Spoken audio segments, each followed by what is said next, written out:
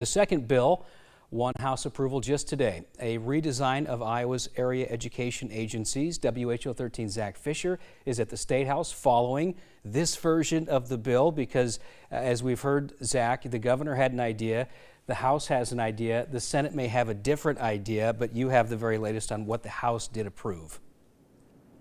Yeah, you're exactly right, Elias. It's been one of the biggest topics of conversation at the State House this session, with Governor Reynolds outlining it as her top priority in her condition of the state speech, to then all the public input that came when she announced her education bill and people looked at the policy. That prompted House Republicans to draft their own AEA bill, holding public hearings and whatnot. That brings us to today, passing it through the House chamber with a vote of 53 to 41. We're going to talk more about that vote in just a second. The bill would only allow districts to receive special education services from AEAs in the state. It would slow the implementation of proposed changes, with school districts able to get other resources from the private industry, private businesses. It would also create an AEA task force that will report to lawmakers before the session starts next year.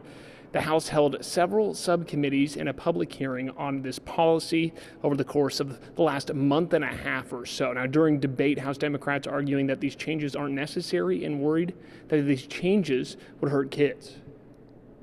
But when people on this floor say that this is going to hurt kids, and you're talking directly to individuals who have kids with disabilities, that's ridiculous. That's politicizing.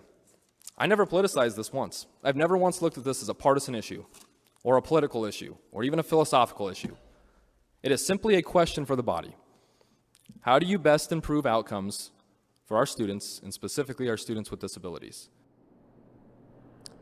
And Governor Reynolds releasing a statement after that bill passed, and at the end of the statement she says, quote, "I look forward to more conversations as the legislation moves forward," end quote. I mentioned the 53 to 41 vote. There's 33 Democrats in the House. That means 8 Republicans voted against it. And in terms of the governor's original plan, the House chamber was always going to be the most difficult one with all the rural Republicans. So in terms of AEA talks at the State House, Elias, this is probably the biggest day in terms of significance, because there is some type of changes to the state's area education agencies that was able to make it through the House chamber. So we'll just see what conversations look like moving forward. Yeah, you brought up good points too. You know, what works in metro Iowa doesn't necessarily work for rural Iowa. There are issues that are different in both. We appreciate your update tonight, Zach.